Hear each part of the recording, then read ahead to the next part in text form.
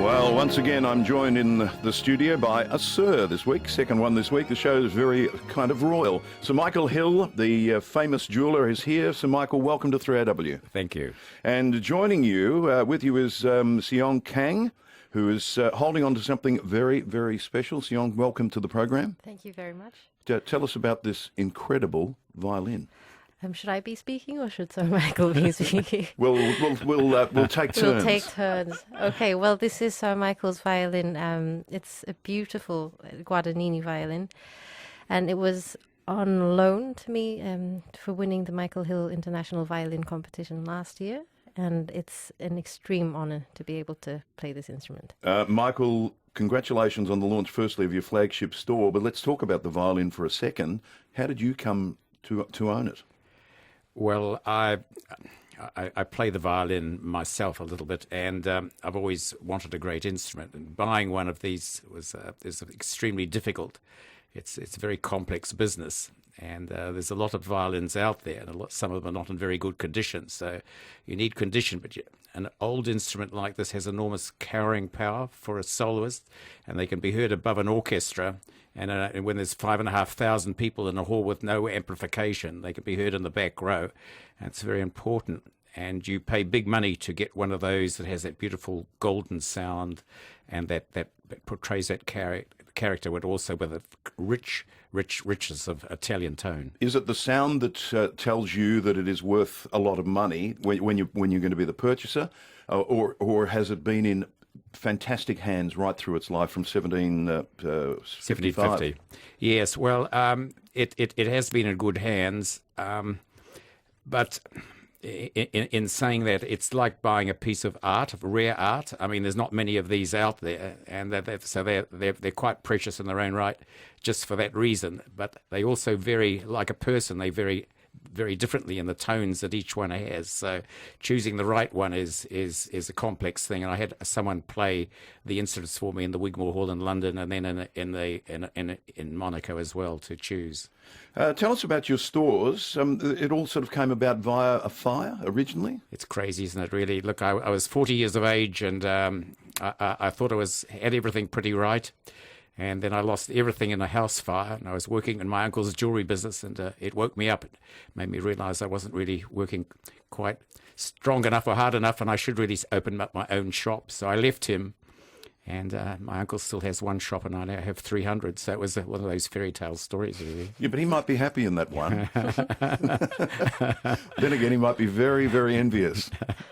And you had rapid development, rapid expansion. Well, a lot of the success we owe to coming to Australia, and we came here in 1987. It wasn't a good year to come, but we came over here to Brisbane, and we set up, and Australia's been very kind to us, and in fact, it's our major money earner, and we've now just listed on the Australian Stock Exchange, and we feel we're proper Aussies now, so we're supporting the Aussie flag now, and we're very comfortable to do that. And a flagship store, Burke Street Mall and Swanston Street. Swanston Street, it's a wonderful site on the corner, and I walked down this morning, and I've just come in from Europe, and it really freaked me out seeing it. It looks very impressive. I'm quite shocked how wonderful it looks. It's pretty amazing. And you've got a big launch. It's all happening today. All happening today, and a bit of Laurent Perrier and also Beluga. Am I coming back with you? I hope you are.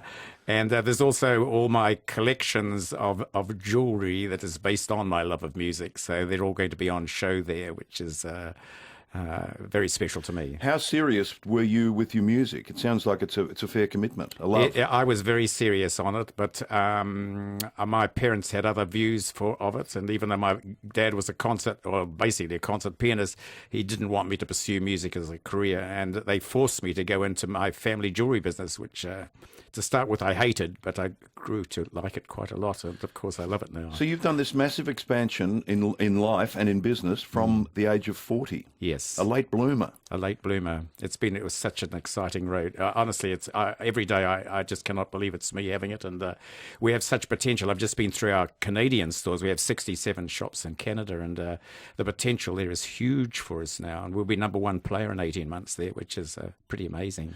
Is there anyone trying to, for want of a better expression, cut your lunch? How much competition's out there? Well, there's lots of competition and everything, but we've got a sort of a unique position, really, and with our unique designs, everything is now in place really to launch as a global brand. And we'd be very proud to be the first Australian brand that's ever become global, truly global.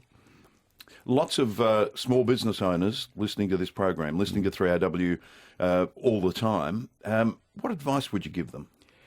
Have trust in yourself. Believe in yourself. I never believed in myself till 40. I never believed I could do anything. I was a wimp in my thinking.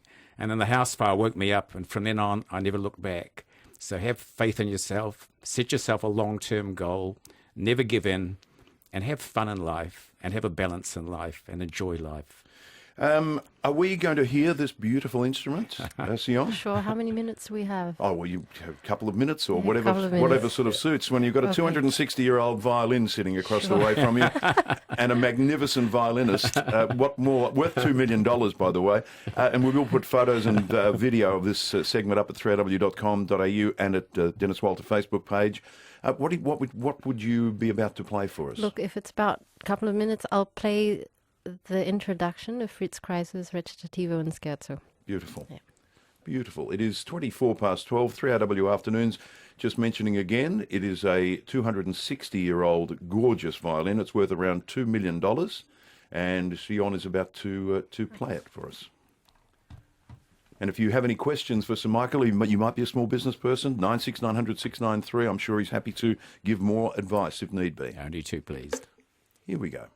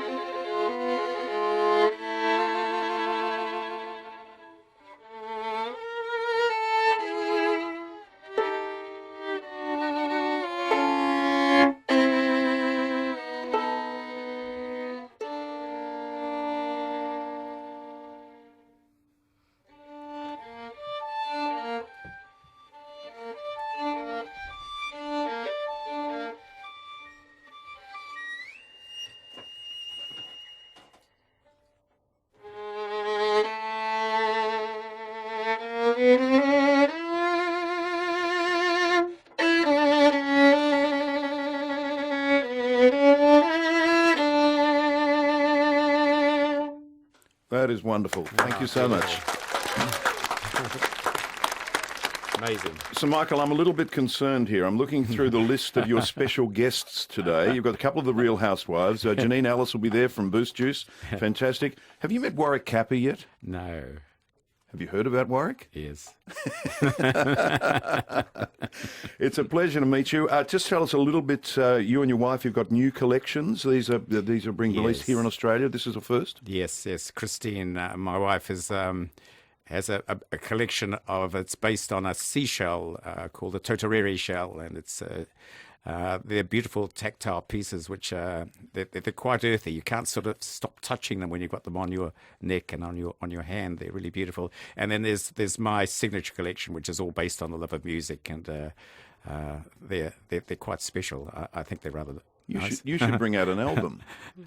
Yeah, it's an interesting idea, actually. There you are. We are. Just to send the commission checks to me at 3RW. Sir Michael Hill, lovely to meet you. Sion, thank you very much for popping by, and beautiful playing, and the richness of that sound is just incredible, It's isn't it? beautiful, but to bring it out with a fragile instrument like that, it's like driving a Ferrari. Any little mistake amplifies twice as much. She played that so beautifully. Congratulations on the new flagship store. It's on the corner of Burke Street Mall and Swanston Street. Lovely to meet you both. Thank you very Thank much. you very much.